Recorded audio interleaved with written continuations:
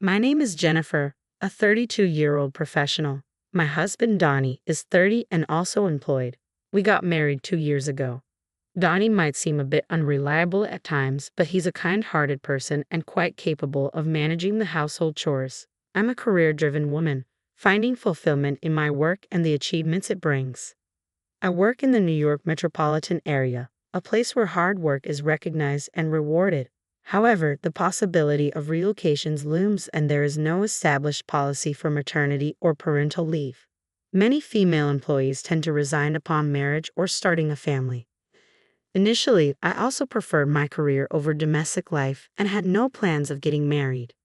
When Donnie proposed, expressing his desire to marry me, I initially turned him down. I love my job, I said. I'm a section chief now, but I want to climb higher. I can't picture settling down or having kids. However, Donnie understood my ambitions and promised we would share the housework and not have children. His understanding nature eventually won me over, and I agreed to marry him. Although we both work and sometimes don't divide the chores exactly as planned, we support each other and manage pretty well. We face some annoying comments from my in-laws like, you should prioritize your home over your work, or aren't you going to have kids? But it's not too troublesome since Donnie always stands up for me. Living with Donnie has been a pleasant experience, and I've come to appreciate the beauty of married life. Then one day, my supervisor, the department manager, called me in to discuss a potential transfer to a branch office. He said, "What do you think? The position is at a regional branch, but you'll be back at headquarters after 2 years. You'll be a section chief at the new location, and if you keep up the good work, a promotion is guaranteed upon your return. You could even become the first female department head. Not a bad offer, right?" Accepting or rejecting this transfer would significantly impact my career. In our company, everyone who has advanced to department manager or higher has undergone a transfer. Refusing could mean staying at the section chief level with the risk of demotion or being moved to an irrelevant position. Before marriage, I would have jumped at this opportunity without hesitation. But now, as a married woman, I felt a bit restrained. I told my department manager, "Thank you for considering me. Personally, I would like to view this positively. However, since it involves a transfer, I need to discuss it with my husband. Could I get back to you after that?" He replied, "Oh, right, you're married. You can choose between going alone or moving with your family. Discuss it thoroughly. I'll be expecting a positive answer." When I got home, I talked to Donnie about it. "I've been offered a transfer," I explained. "I might have to go to the countryside, but if I work hard for 2 years, I can return here. If I continue to perform well, I can get promoted. I want to accept this offer if you're okay with it, Donnie. We can either move together, or I can go alone. What do you think?" Donnie seemed surprised at first, but after some thought he said, "Your dream can come true if you accept this transfer, right, Jennifer? I can't move with you because of my job here, but don't worry about me. Go for it." With Donnie's encouragement, I informed the company that I would be moving alone for the transfer and began negotiating the terms and conditions. The company agreed to cover my relocation expenses. Additionally, they offered to treat my commute days home from the remote location as on-duty time and provided a decent benefits package. These factors convinced me to accept the transfer to the branch office. After receiving the official transfer order, I made the decision to relocate to the countryside. I found out I could rent a company apartment at a reasonable price, so that's where I opted to live. On the day of the move, the movers had already transported my belongings, and my husband came to see me off at the station. "Thanks for seeing me off. I'll keep in touch regularly and try to come home as often as I can." "Yeah, I'll be waiting. Just because you're working remotely, don't overdo it." "Same goes for you. It's time to go. Take care." "Okay, I'm heading out." And so, my journey as a remote employee began. I had initially planned to return home during extended holidays and quieter periods, but trouble soon arose at the branch office shortly after my transfer. I can't take orders from a woman. I don't trust someone who just appeared out of nowhere.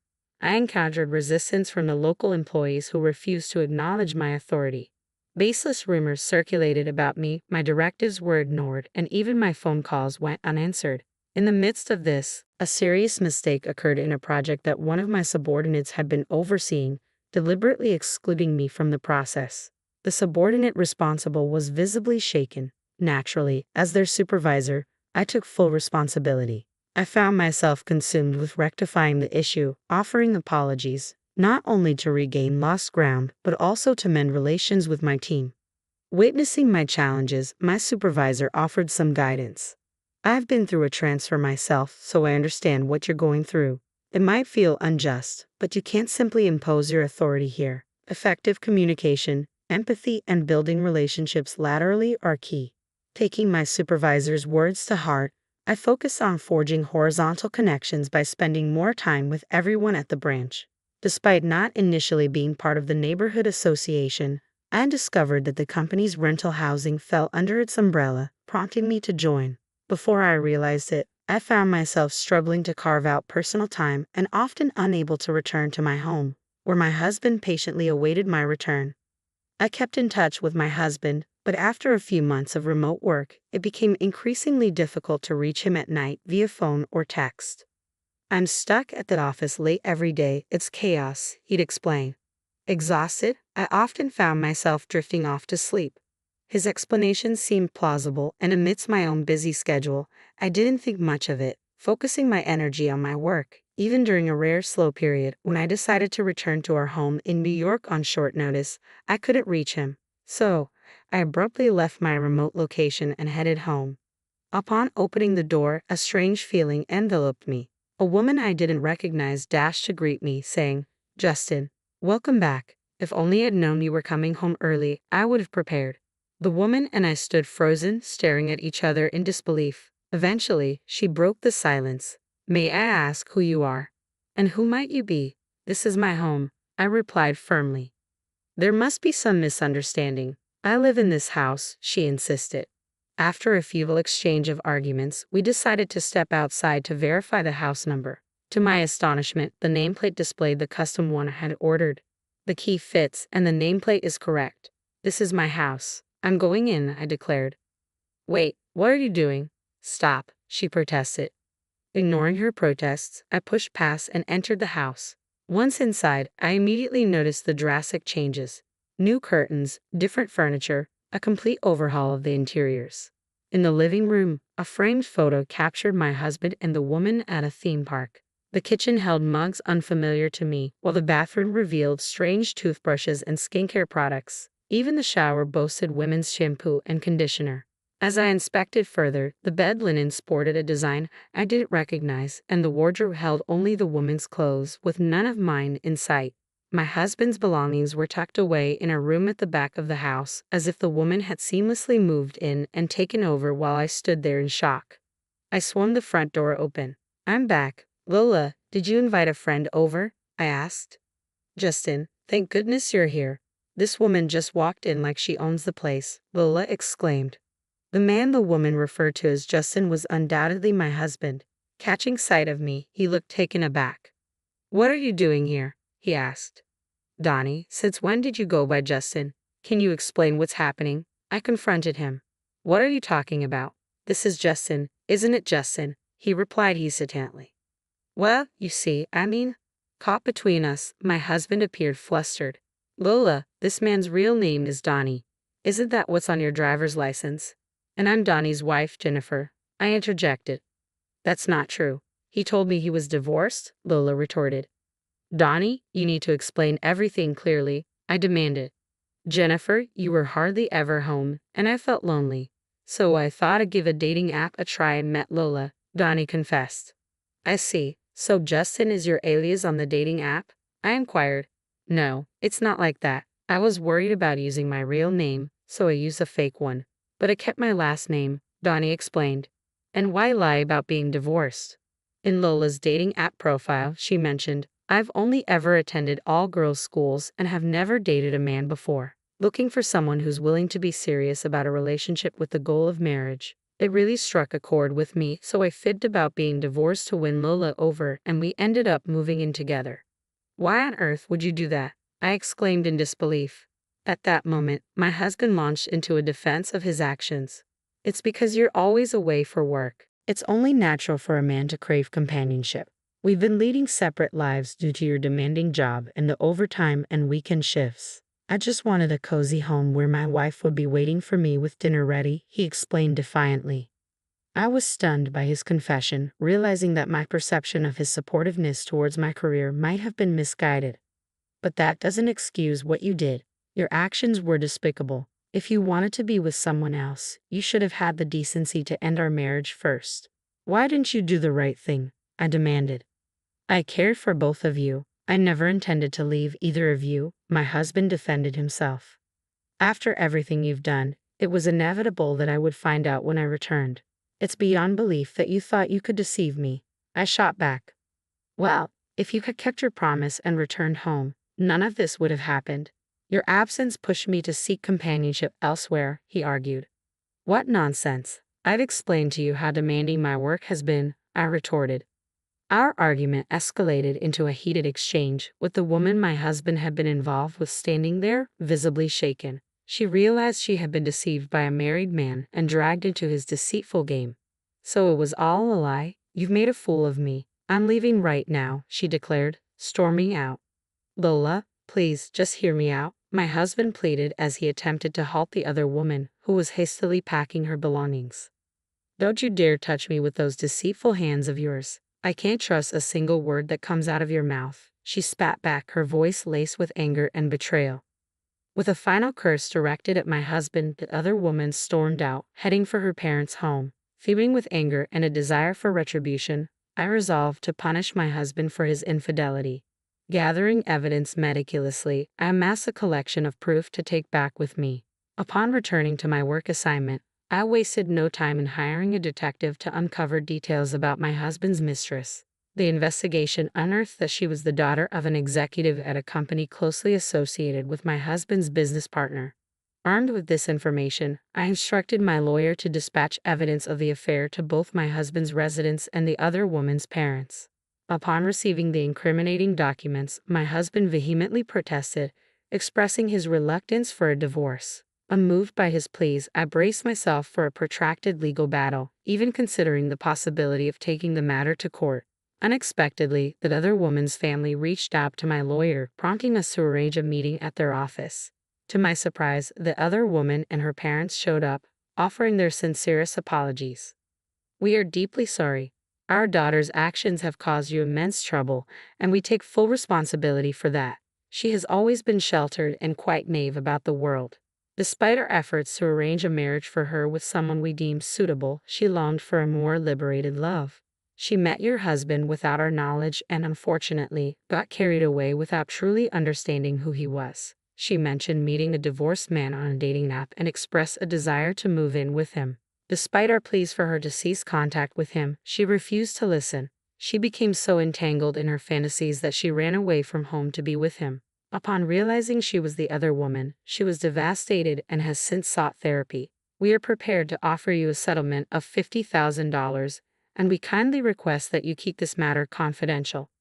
With solemn expressions, the other woman and her parents extended their hands, shaking mine firmly. I appreciate your apology. However, I'll accept it under one condition. I'm in the process of pursuing a divorce, but my husband is unwilling to agree. If you're willing to cooperate by providing testimony if this escalates to a trial, then I'll agree to the settlement, I stated firmly. We agree to cooperate, but we're concerned about our daughter's future. We prefer to avoid any permanent legal repercussions, they responded. Fortunately or unfortunately, my husband's workplace is a client of yours, I revealed. In an unexpected turn of events, the woman my husband had been unfaithful with and I formed an unlikely alliance. Together, we plotted to teach him a lesson. His workplace would soon face a crisis due to his altercation with an executive at one of their client companies. Naturally, all blame would fall squarely on my husband. Meanwhile, back at home, his parents remained oblivious to the turmoil, attempting to reach out to him as they always did. Jennifer isn't answering our calls, and she won't return them either. Is she so wrapped up in work that she's forgotten about us? When is she planning to come back? We miss seeing our grandchild, his mother lamented. Mom, you don't understand. I cheated on Jennifer while she was away on assignment, and now it seems like we're headed for a divorce, my husband confessed. His mother's response was surprising. That woman who neglects Donnie to focus on her job is to blame. Perhaps it's best if you break up with Jennifer and reconcile with the woman you had the affair with, she suggested. It became apparent that my in-laws had chosen to align themselves with the other woman's family, possibly because they perceived them as wealthier than ours. They launched a series of attacks against me, bombarding me with calls that I eventually had to block. Undeterred, they began calling me at work. When I refused to engage with them, they took matters a step further by showing up at my workplace, causing a commotion and creating a scene. "Release our son. It's your fault for being such a career-focused woman that our son strayed. He'd be happier with his lover, so stop interfering," his parents demanded. In response, I exclaimed, "What are you talking about? I'm the one seeking a divorce from Donnie. He's the one resisting, and besides, the woman he cheated with has no interest in reconciling with him. He deceived the daughter of a business executive into a relationship, and they're rightfully upset. This is going to cause a lot of trouble." Upon realizing that their son had injured a significant client, my in-laws swiftly changed their tune and attempted to reconcile with me. "Oh dear, we had no idea it had escalated to this point. We must have misunderstood. We apologize. Our son has acted foolishly, but he's regretful. You'll forgive him, won't you, Jennifer?" they pleaded. "I must decline. You've just criticized me, and now you expect me to forgive you. Please leave," I asserted firmly. Refusing to budge, they persisted, prompting me to have them escorted out by security. Their disruptive behavior led my company to take legal action against them for obstructing business. Following these events, I finally received the compensation owed to me by my husband and proceeded with the divorce. Additionally, the other woman's family sought compensation for the breach of her chastity and the costs of her psychiatric treatment. With the repercussions of his actions tarnishing his reputation at work and the financial strain of hefty compensations, my husband found himself overwhelmed with debt. Unable to afford to resign, he found himself trapped in a difficult situation. After 2 years of being away on assignment, things had finally calmed down. As I prepared to return to the main office, I reflected on my journey. Successfully completing my assignment had been a significant achievement, leading to my promotion to department manager. It dawned on me that had I not taken on this assignment, I might still be stuck in a loveless marriage. Yet, deep down, I knew that a man like him would have strayed sooner or later, and conflict with his parents would have been inevitable. Through this experience, I've come to understand that I'm better suited for the demands of work rather than the complexities of family life. Now, I find myself immensely fulfilled and content.